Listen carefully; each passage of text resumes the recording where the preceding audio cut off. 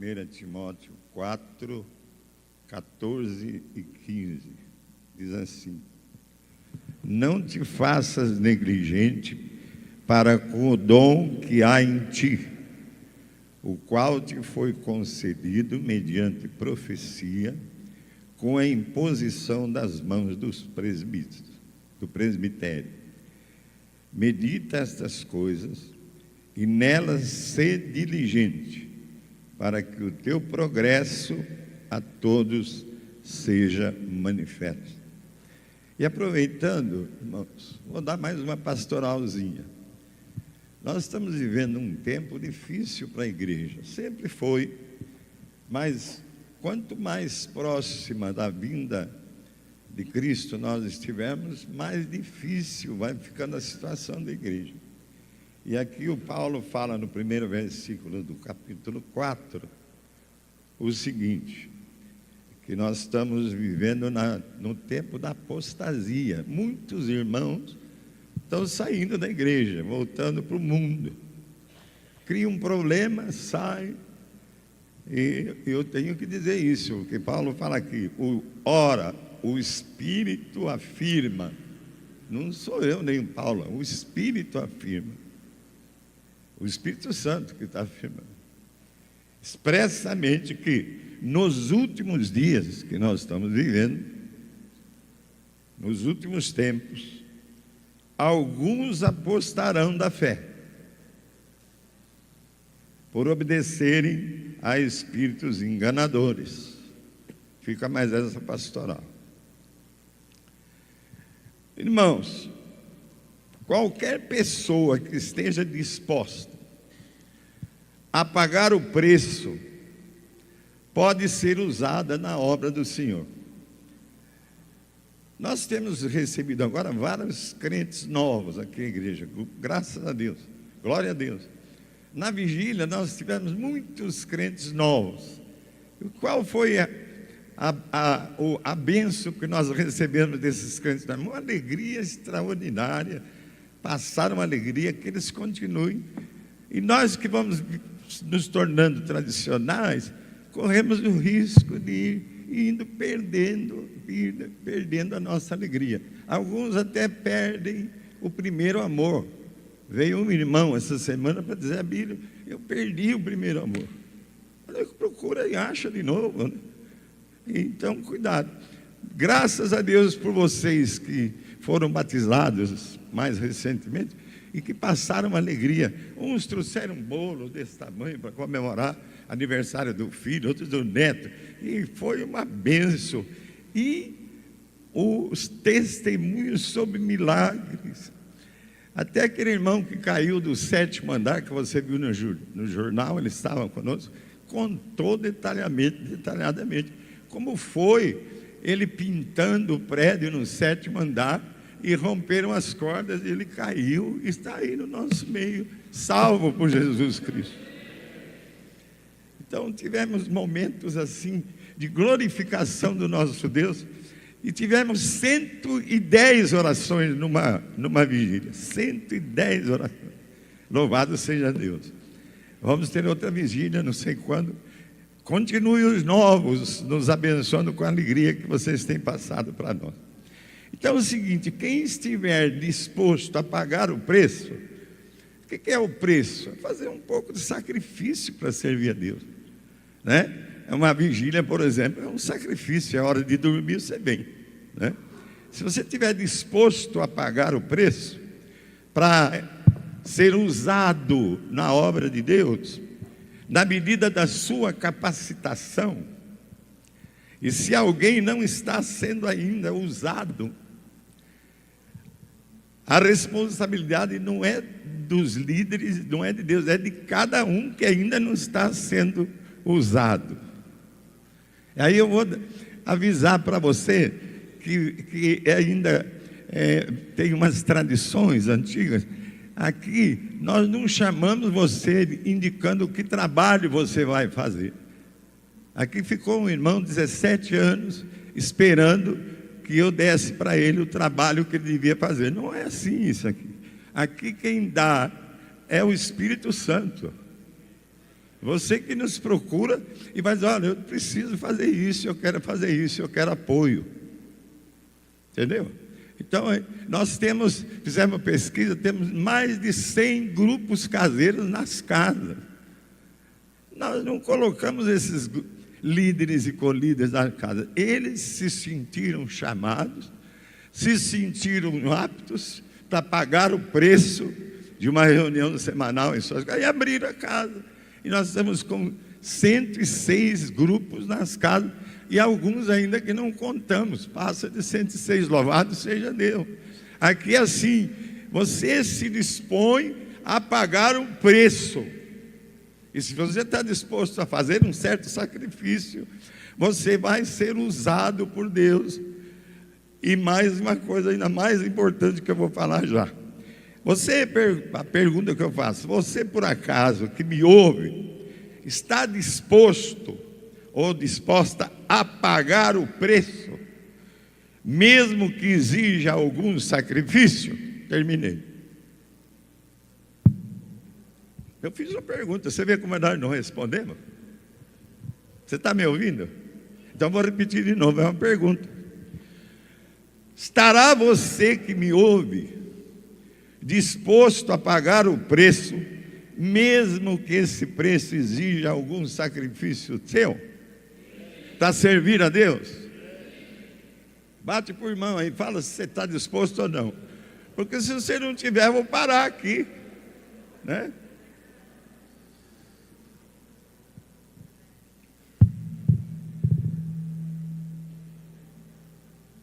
Pense bem, irmão. Vocês que me procuraram para eu continuar a palavra de domingo, e aquele que mais insistiu está aqui, está lá. Você não ficou lá, né, Marta? Ótimo. A Marta disse que ia arrumar. Ontem nós tivemos um casamento de uma pessoa que nós indicamos lá para a Casa da Esperança. Ele foi muito aprovado, cresceu em caráter. Ontem foi o casamento dele, do Rafael com a Josiane. Os irmãos deram, nós oferecemos a chácara, um deu bolo, outro fez a janta, os irmãos foram tocar, e a música até foi ótima, porque a música não foi aquela música aí do mundo alta que impede a gente de ter relacionamento, né? Foi uma bênção.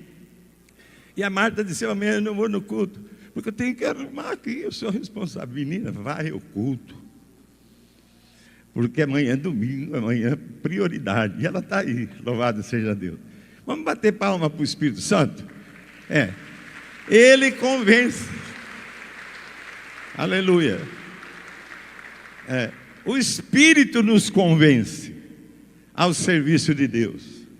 Porque se fosse esperar de nós mesmos, do nosso eu, a igreja estava sem ninguém. Graças a Deus. Quando eu contei no conselho que nós temos 16 pastores, eles ficaram admirados. Quando eu levei o João na igreja do alto da cidade, ele falou: o que é isso aqui? É uma comunidade de discípulos. Não diga. Nós temos 29 dessas aí. 29. Quantos habitantes tem Bauru? Ele estava comparando com Buenos Aires. Bauru não tem 400 mil. Mas tem muitas comunidades de discípulos nos bairros, amém? Porque o Espírito nos convence e nós nos damos, e aí descobrimos que aquela casa em que nós moramos, a gente colocou sofá, mesa, tem café, tem tudo, para quê? Para abrir para o serviço do Senhor em primeiro lugar. Então pense bem, meu irmão. Não podemos negligenciar o dom que há em nós. Eu não vou citar o versículo. O versículo fala que nós temos dom do Espírito.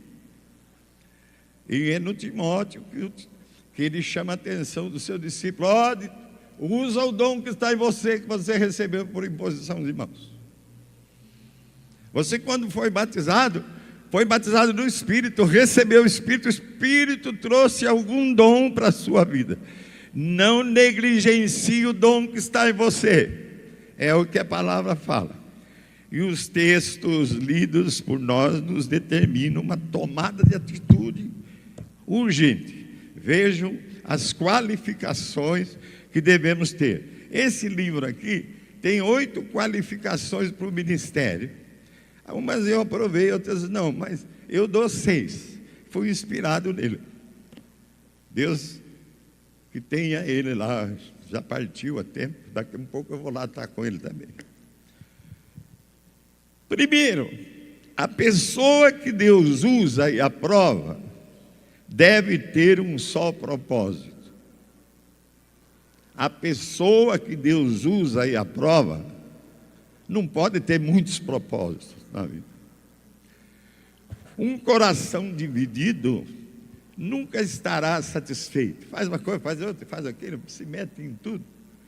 A obra de Deus merece atenção integral e completa.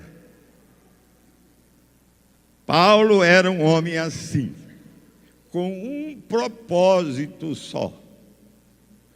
Ele dizia assim: uma coisa eu faço. Ele não faz 2, 3. Uma coisa eu faço. Esse era o segredo de Paulo. O segredo do sucesso do seu ministério. Ele tinha uma grande paixão de propagar o Evangelho de Cristo aos perdidos, especialmente aos gentios. E olha, irmão, quando eu fazia o colégio, o 2º ano de colégio lá em Piracicaba, eu estava dividido em muitos propósitos. Eu estava dividido no estudo e com várias namoradas que eu tinha. O que aconteceu? Fui reprovado. E deixei de estudar por causa das namoradas. E foi difícil. Um grande amigo meu, vou até citar o nome dele, Dr. Natan, veio de São Paulo para conversar comigo, para eu voltar a querer ser o que Deus queria que eu fosse. Então eu digo para os jovens, se eles querem ser poderosamente usados por Deus, eles não devem se ocupar com namoros fora de época.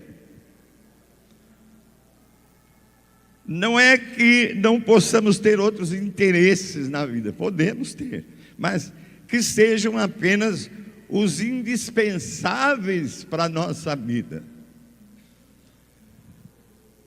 a fim de que possamos estar inteiramente livres para nos dedicar ao trabalho do Senhor.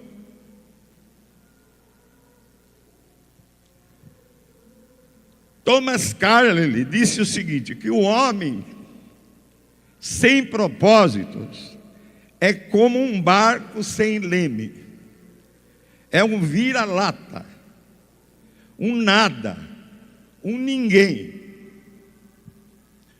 Muitos são hoje dirigidos pelo materialismo. O seu desejo é sempre querer mais do que tem. A respeito do dinheiro, que eu não devia falar aqui no púlpito, e uma irmã nova disse: que beleza que é essa igreja, fala pouco sobre o dinheiro. É verdade, mas a Bíblia fala muito. A respeito do dinheiro, esses materialistas pensam que quanto mais tem, mais protegidos eles estão.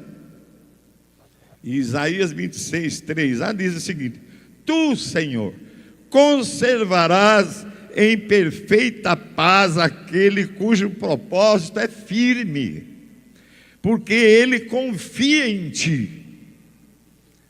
Eu podia acrescentar, e não no dinheiro, não nas coisas materiais.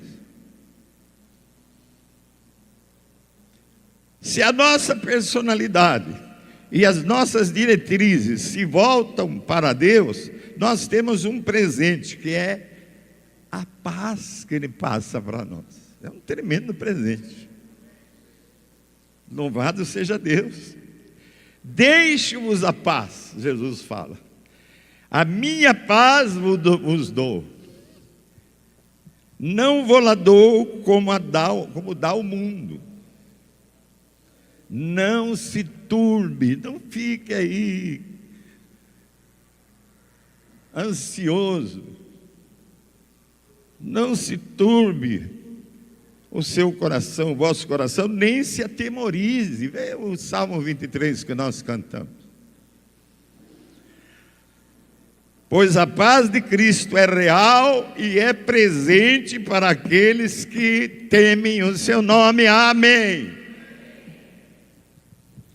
O Dick Warren escreve o seu livro, que eu ganhei da irmã, esposa do Toninho, Uma Vida com Propósito, sobre 8 vantagens de uma vida dirigida com propósitos. Uma delas simplifica a vida. Outra, dá sentido à vida. Vida com propósito. Outra, direciona a vida. Uma vida com propósito estimula e prepara a vida para a eternidade. Se você quer que a sua vida tenha impacto, faça isso. Ponha o seu relacionamento com Deus em primeiro lugar. Vou repetir. Se você quiser que a sua vida seja uma vida que impacte a sociedade, o meio em que você vive, ponha o relacionamento com Deus em primeiro lugar. Amém? E faça o que você tem que fazer. Mas cuidado para não deixar aquilo que você tem que fazer em primeiro lugar. E fica dando desculpa, eu não posso fazer porque eu tenho muita coisa que fazer. Para com isso. É o primeiro lugar que vale. E o primeiro lugar deve ser o relacionamento com Deus, e não o seu emprego, e não a sua empresa, e não o seu negócio, e não os seus planos, e não a sua família, e não os seus aniversários, e não os seus casamentos. É Deus em primeiro lugar, é Cristo em primeiro lugar. Você pode fazer tudo isso, mas não dê nada disso em primeiro lugar. Segundo, irmãos, a pessoa que Deus usa e aprova deve estar livre de impedimentos. E a passagem que eu pus aqui é a seguinte: porque ela está em Isaías 59, 1, 2. Eis que a mão do Senhor não está encolhida, para que não possa salvar, nem está surdo o seu ouvido, para não poder ouvir. Mas as vossas iniquidades fazem separação entre vós e o vosso Deus, e os vossos pecados encobrem o seu rosto de vós,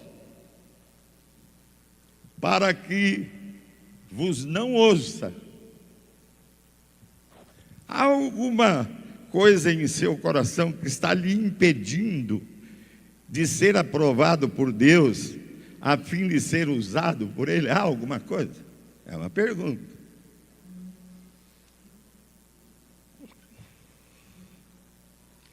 Um vício, por exemplo. Teve uma mulher que saiu daqui porque fumava e disse que não largou de fumar aqui. Eu larguei de fumar aqui. Está cheio de gente aqui que não fuma mais, porque Jesus atuou aqui, atua aqui também. Se você ainda fuma, me procure. Você vai deixar essa semana de fumar. Me procure. Não que sou eu seja, mas eu tenho as condições para você ficar livre do cigarro que acaba com a sua vida, acaba com o seu pulmão, que traz tudo que eu tenho ganho do cigarro. Se você tem um vício e você não quer nem abraçar o pastor porque cheira.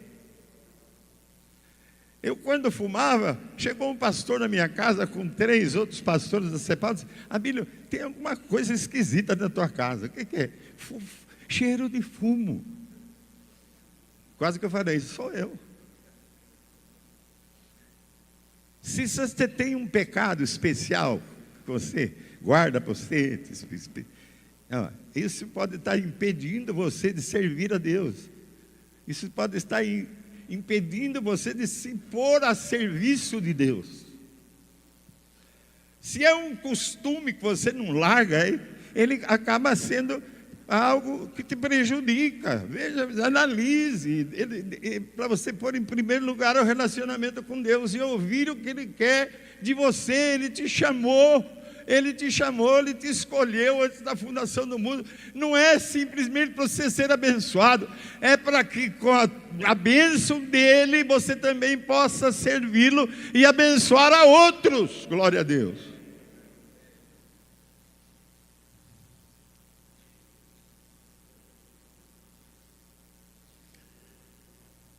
Se é um pecado, se é um vício, eu vou te dar arrependa-se.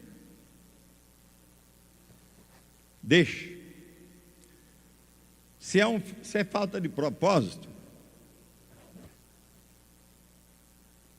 para tudo na vida há uma ocasião certa.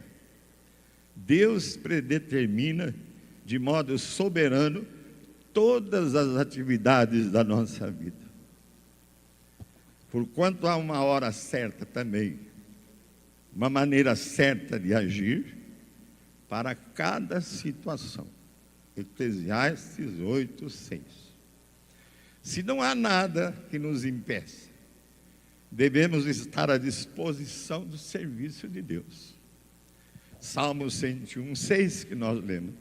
O que anda em reto caminho, quer dizer, o que anda no caminho de Cristo, o que acontece? Esse me servirá. Ajuda pregador. Bata, principalmente se tiver um jovem, senhora, bate assim, fala. Você está andando nos caminhos de Jesus? Fala. Você recebeu Jesus? Fala. Você que está com a cara feia aí, olha para mim, muda. Bate na outra pessoa. Fala, pergunta para ele, ajuda a pregação aí. Ajuda aí. Pergunta para ele, faz aí. Nós viemos aqui para sair diferentes hoje, né? Pediram isso, né? Se não há pecado, se não há impedimentos, organizemos-nos, irmãos, enquanto é tempo. E a Bíblia fala enquanto é dia, enquanto está tudo claro. O que é que estamos fazendo com o nosso tempo? Com as nossas horas extras? Pergunta.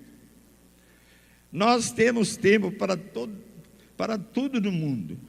Quer ver? Nós temos tempo para comer, temos tempo para dormir, tempo para comprar, tempo para vender, tempo para falar, tempo para os jornais da televisão e às vezes para ler, tempo para prazeres, tempo para trabalhar, mas não há tempo para o trabalho de Deus.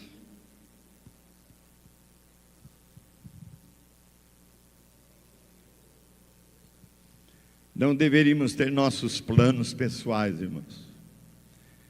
Nós temos de estar onde Deus quer que a gente esteja e ser o que Ele quer que nós sejamos. Deixemos nossas ambições pessoais e façamos uma aliança incondicional com nosso Deus. Diga hoje um sim a Deus e um não a você mesmo. Pergunte a Ele: Senhor, o que queres que eu faça para Ti? Onde queres que eu vá? E Ele fala e você obedece.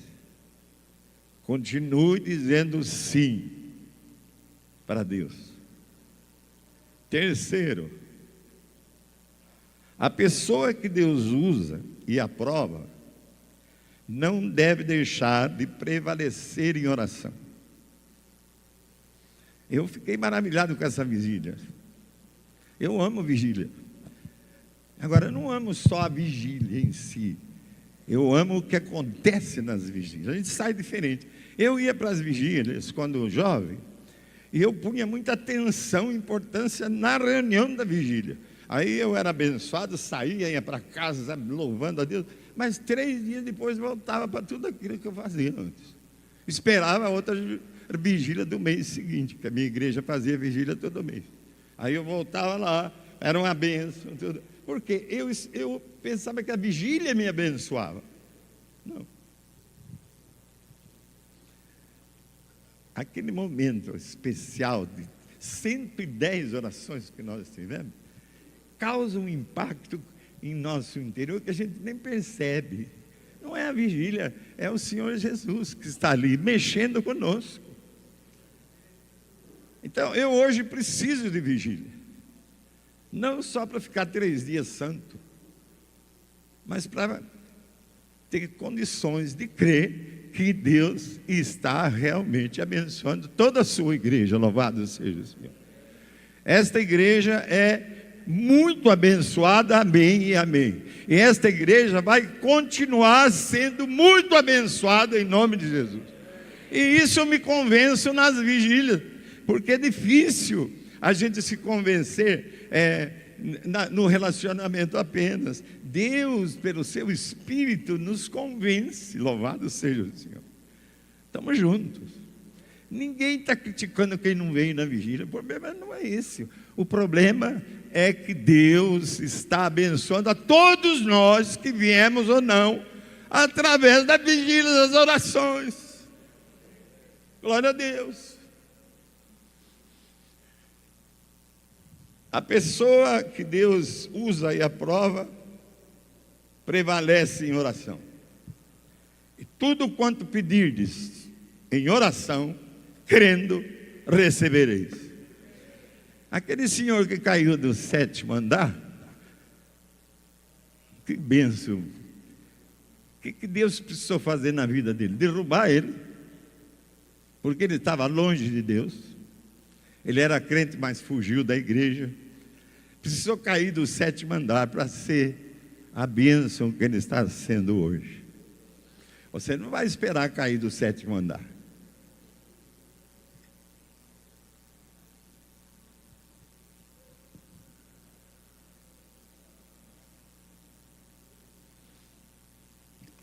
Sobre os teus muros, diz a palavra de Deus no Salmo 62, sobre os teus muros, ó Jerusalém, o que significa? Ó igreja, sobre os seus muros, as suas defesas, ó igreja, está falando para nós, pus guardas que todo dia e toda noite jamais se calarão com as suas orações. Vós, os que fareis lembrar do Senhor. O Senhor precisa ser lembrado para abençoar. Ele não abençoa assim, não é Papai Noel. Aqui está dizendo, que todo dia e toda noite jamais se calarão com as suas orações, as suas súplicas. Vós, os que fareis lembrar do Senhor, não descanseis. 110 orações numa noite de 4 horas, louvado seja Deus. Não cansamos, não vamos nos cansar, não podemos. Não descanseis, nem deis a Ele descanso. Deus não quer estar descansando, Ele quer ser importunado pelas nossas orações, até que faça a igreja objeto de louvor aqui em Bauru. Pois Deus quer fazer as pessoas que Ele usa e aprova como guardas, não apenas para vigiar os movimentos do inimigo, mas para não dar a Deus descanso, com súplicas insistentes, para que a igreja seja objeto de louvor, de consideração aqui na nossa cidade, na nossa Jerusalém. Amém. 4º lugar, a pessoa que Deus usa e aprova não deixa de ler a Bíblia.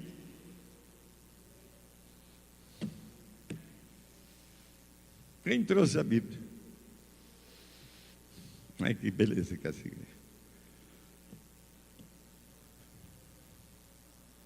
Por quê? Hebreus 4:12 fala o seguinte: porque a palavra de Deus é viva. Você pega ela e pisa. É um livro. Mas sobre a vida que está nela, você não consegue pisar.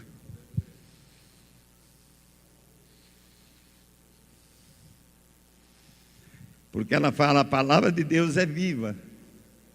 Não é um livro morto. Ela é eficaz. É mais afiada que qualquer espada de 2 gumes.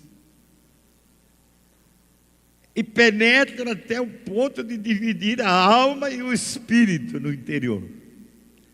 Juntas e medulas. E é apta para discernir os pensamentos e intenções do coração. É a Bíblia. É um livro. Mas você viu a importância?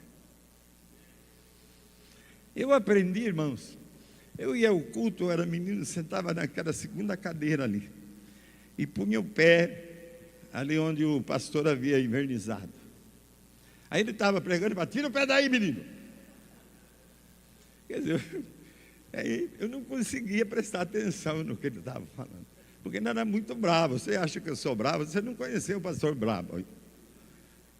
Tira o pé daí. Atrás dele tinha um versículo bíblico. Eu, como não prestava atenção nele, eu ficava lendo o versículo bíblico. Louvado seja Deus. Lâmpada para os meus pés é a tua palavra, e luz para os meus caminhos. Até hoje eu procuro viver essa realidade viva da palavra. Lâmpada para os meus pés é a tua palavra, luz para os meus caminhos. Salmo 119, 105. Aliás, falando no Salmo 119, eu decorei lá outro salmo lá, e que me faz eu levantar de madrugada. Glória a Deus. Louvado seja o Senhor. Os meus olhos, diz o Salmo, antecipam as vigílias da noite, para que eu medite nas tuas palavras. Eu acordo lá para as 4h30 da manhã, para meditar na palavra. Louvado seja Deus. Eu decorei e ele funciona. Mesmo que eu não queira levantar, ele fica. Os meus olhos antecipam as vigílias da noite, para que eu medite na sua palavra. Não é só para que eu leia, é para que eu pense, medite, coma, digira essa palavra que é vida. E que diferença faz em nossas vidas a leitura e a meditação da palavra? Bem-aventurados, isso é Apocalipse. Bem-aventurados aqueles que leem e aqueles que ouvem as palavras da profecia e guardam as coisas nelas escritas, pois o tempo está próximo. Apocalipse 1:3. Agora, como eu estou falando em Apocalipse, eu queria chamar a atenção dos irmãos com esse Apocalipse. Cuidado, né? O que você tira aqui da Apocalipse? Por exemplo, o capítulo 1 tem que Jesus aparece com o cabelo branco, como a lã, como a neve. Aí você vem dizer que Jesus envelheceu. Para com isso. Isso é santidade. Jesus não ficou velhinho. E outras coisas mais que eu ando escutando aí do Apocalipse. Você viu ontem na vigília o que Deus falou conosco sobre o Apocalipse? O que são as nossas... Como é que as nossas orações se reuniram ontem na vigília e subiram? Como foi? Anjos desceram, estiveram aí na sala, a gente não ouviu bater das asas, mas encheram a sala com taças de ouro. Está lá no capítulo 5 de Apocalipse, depois repete no 8, e encheu as taças com as nossas orações e levou a presença de Deus. Temos que interpretar o Apocalipse do jeito que ele é, não é inventar coisas, não. O que precisa é a gente crer mais nos anjos. Alguém falou, quantas asas esses anjos têm? Eu falei, eu não sei, mas tem uns que têm até 5. Agora, não importa o número de asas, o que importa é você crer que agora aqui estão descendo anjos de luz aqui. Por aqui a Bíblia fala para ouvir a palavra. Porque lá não tem pregação da palavra lá. Eles descem para ouvir a palavra. Você vê a responsabilidade de quem dá a palavra. Não é só para vocês. Os anjos de Deus estão ouvindo. Eu não sei se ele vai levar lá e contar. Foi isso, aquela igreja lá. Eu não sei. Eu também não preciso saber. Mas eu preciso ter responsabilidade. Eu não posso inventar nada que Jesus ficou velhinho. Também não faz diferença, né? Novinho ou velhinho. Aí, irmãos, a bênção é para quem lê a Bíblia, para quem ouve a leitura. Então, presta atenção, levanta a sua Bíblia, vira para ela e fala assim: eu vou te ler, eu vou meditar em você. Você é palavra, você é vida, você é como espada de 2 gumes. Eu quero tudo de você para mim. Vai, eu vou ler e meditar na tua palavra. A bênção é para quem lê a Bíblia, para quem ouve a leitura e para quem observa os seus princípios. A pessoa que estuda a Bíblia e procura vivê-la, saberá manejá-la como o Senhor quer que seja manejada. Saberá transmitir uma mensagem viva e eficaz para o mundo perdido. Exemplo. Você aí, eu creio que hoje várias pessoas aqui que não têm se dado ao serviço vão sair para se pôr a serviço. Mas e agora? Eu não sei pregar. O que eu faço? Vai pregar. Eu não sei falar. O que eu faço? Vai falar. Eu não sei orar por cura. Vai orar por cura. Vai fazer e você vai ver que você é capaz de fazer. Porque não é você que faz, é o Espírito Santo. É o dom que Ele pôs em você. Não seja negligente com o dom que está em você. Experimente, pratica, ponha em exercício. E depois venha me falar. Deus está ouvindo essa palavra, os anjos vão contar para Ele. E está esperando você fazer, pôr em prática. Você vê o que Paulo falou para o seu discípulo? Cara, põe em prática o dom que você recebeu. E quem era o discípulo? Quem era? Timóteo. O Timóteo, novinho, 18 anos, 20 anos. Deixou ele lá em Éfeso para cuidar da igreja. Com o quê? Com a inexperiência de jovem? Não. Com o dom que ele tinha recebido do Espírito Santo. Está cheio de jovens aqui. E eles estão cheios de dons.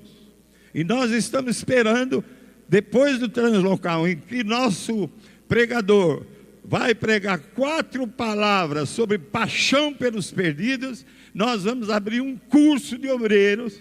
Você vai se matricular e vamos estudar um pouco do livro Evangelismo. Só vai custar durante 3 meses R$30 para você receber apostilas e outras coisas mais.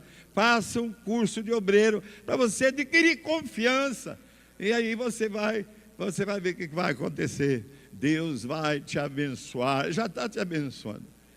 Quando o irmão veio para cá, de uma igreja agora, eu vou falar porque ele não está aqui.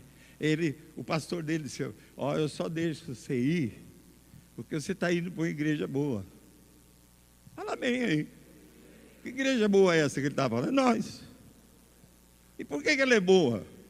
Porque o Espírito opera em cada um de nós aqui, como está operando lá. Tem hora que dá vontade de dar uma vibrada, porque é tão simples.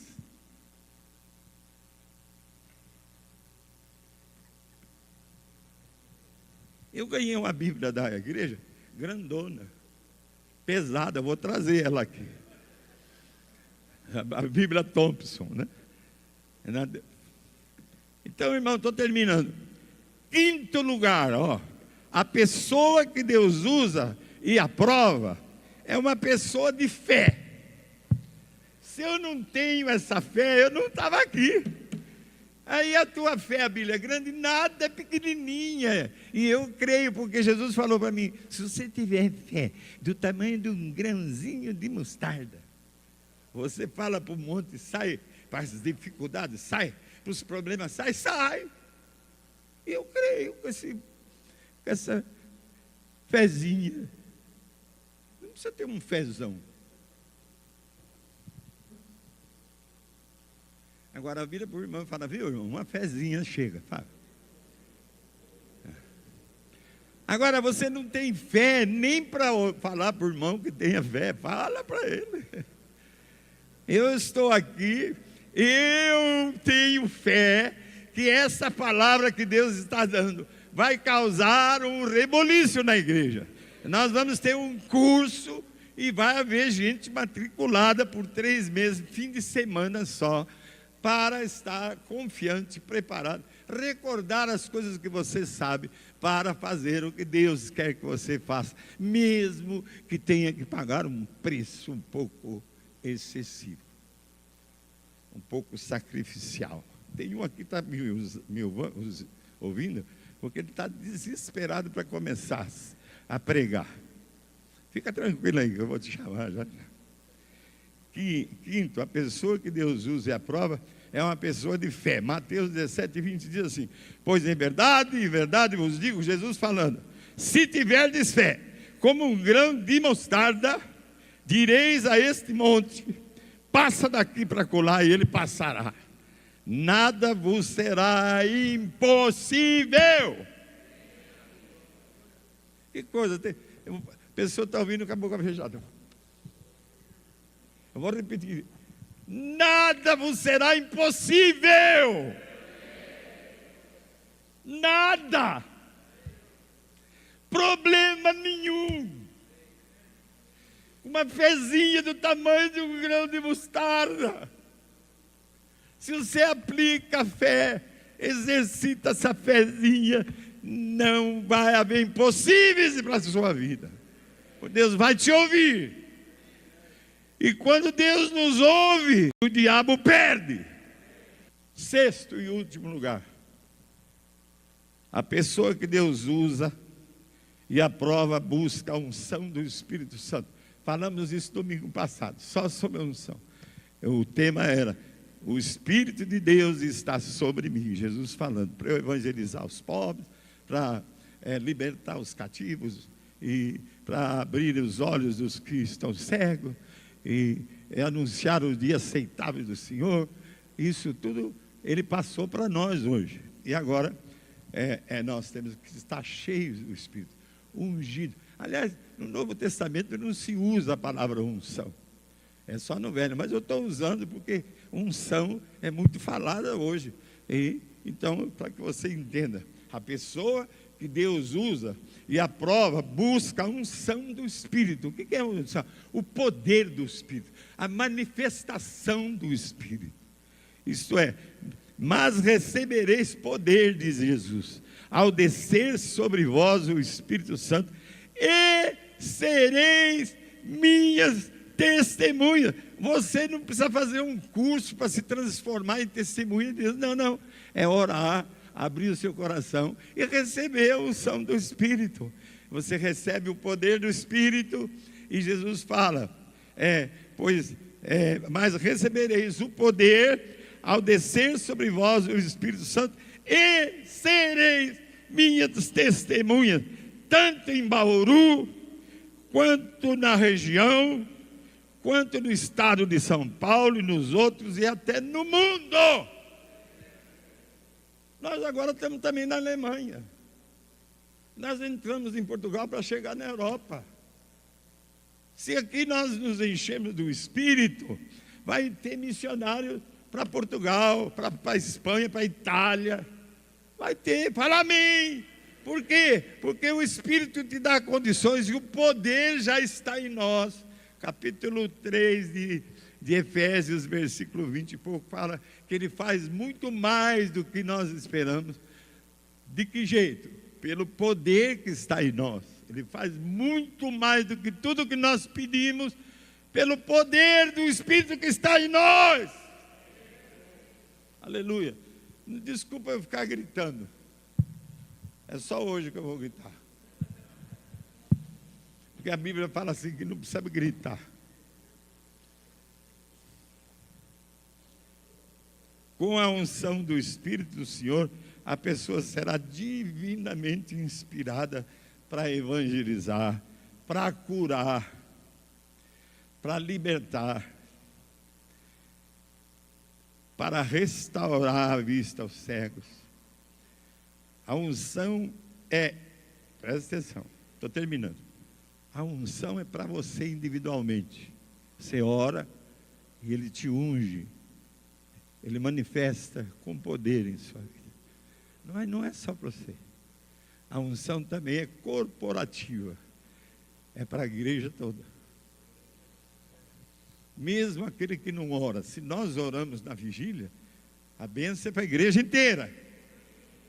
Por isso que eu não me importo quantos tem na vigília, se tem muito, tem pouco, porque a vigília é algo maravilhoso na igreja. Por quê? Traz a bênção corporativa para toda a igreja, quem vem e quem não vem. Então é o seguinte, não é só para Soninha a unção. É para todos vocês.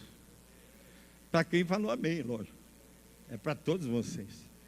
Louvado seja Deus.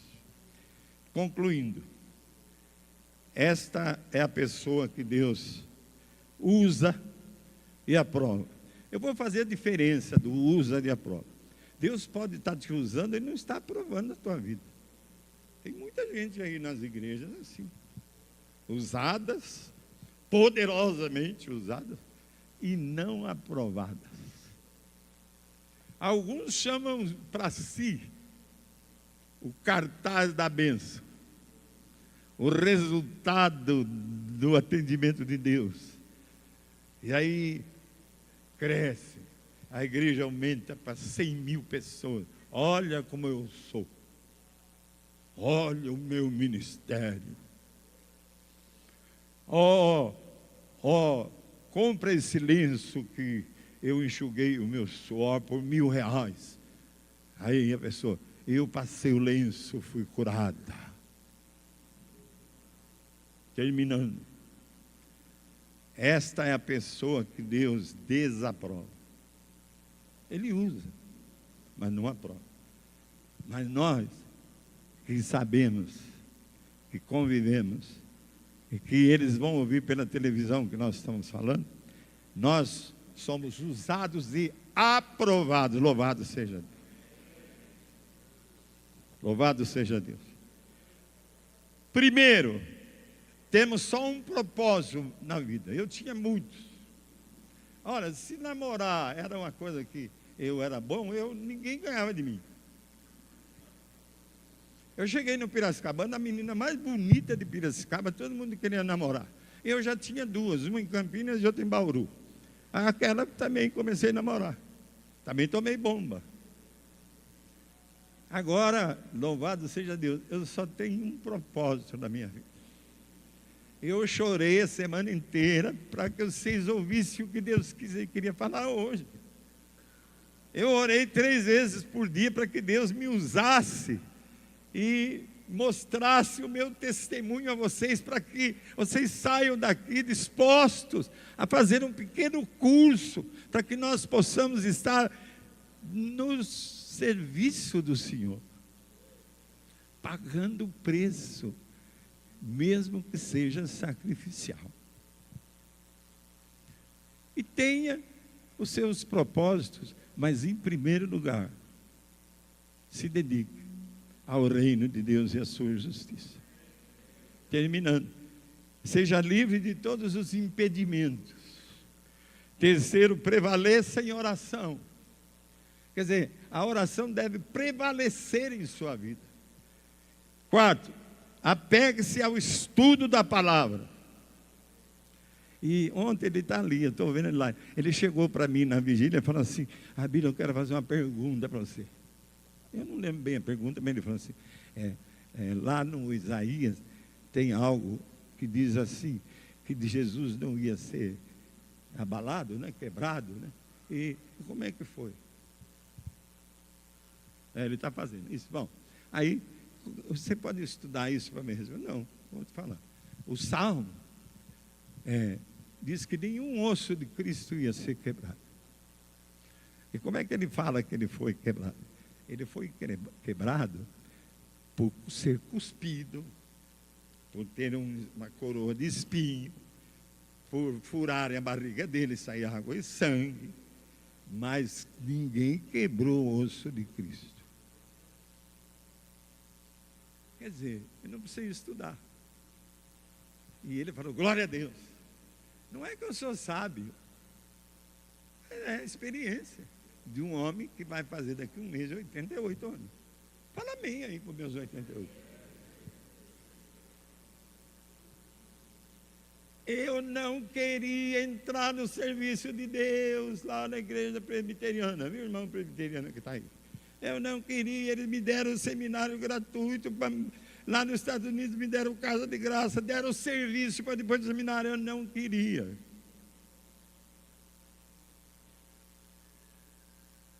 Mas quando eu descobri que Deus queria, eu me tornei pastor. Aceitei o seu serviço e o seu ministério. Não me é fácil. Você quer ver se é fácil? Ontem fizemos um casamento. Bilão, ministério. Foi para Araçatuba falar no velório do seu cunhado, Dogrinhas, filho do pastor Douglas, que Deus recolheu. Voltou correndo para participar comigo do casamento na chácara. Abençoou o casamento. Do casamento saiu para o aniversário de uma outra sobrinha para abençoar. Ministério é sacrifício. Mas se você está disposto a pagar, a fazer um sacrifício, nós vamos cumprir o que Deus quer para esta cidade. Vamos evangelizar. Outra coisa, vamos ter que chamar esse prefeito para que ele seja abençoado. Nós chamamos o ISO lá no conselho de pastor. Eu tinha falado para o ISO antes de se eleger: cuidado com quem você vai pôr ali ao teu lado, cuidado, porque é perigoso. Aí ele voltou no conselho e falou: Abílio, você falou certo, eu pus uns caras aí. Depois o que aconteceu? Vamos chamar esse aí, que chama o quê? Gazeta, um nome esquisito, né? Gazeta. Para abençoar esse homem. Ou então nós vamos lá, ué. O Rufino deu essa ideia: vamos chamar os vereadores. Ou então vamos lá na Câmara para abençoar essa gente. A igreja está recebendo poder para alguma coisa acontecer em Bauru, para que a igreja seja reconhecida em Bauru, em nome de Jesus. E por último, apegue-se à palavra e seja uma pessoa de fé. Creia e vai acontecer. Não vai haver impossível para essa igreja, em nome de Jesus. Oh, meu irmão, busquemos essas 6 qualificações que eu trouxe, a fim de que Deus possa usar-nos da melhor maneira possível em sua obra aqui em Bauru e na região. O nosso ministério será verdadeiramente glorioso aqui em Bauru. Estamos comprando uma carrinha, uma van nova, porque a nossa já não dá mais para andar com ela, para poder plantar mais 10 igrejas na região. Amém. Eu não vou pedir dinheiro para ninguém. Deus tem o dinheiro dele nos nossos bolsos. E nós vamos comprar essa van.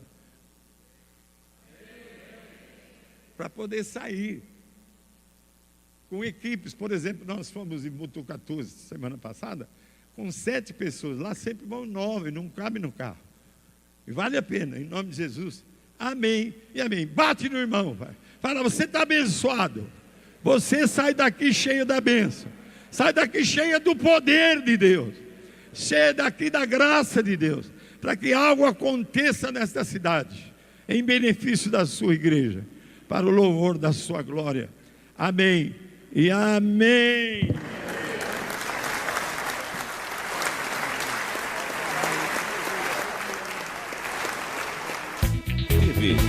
tvcmc.com.br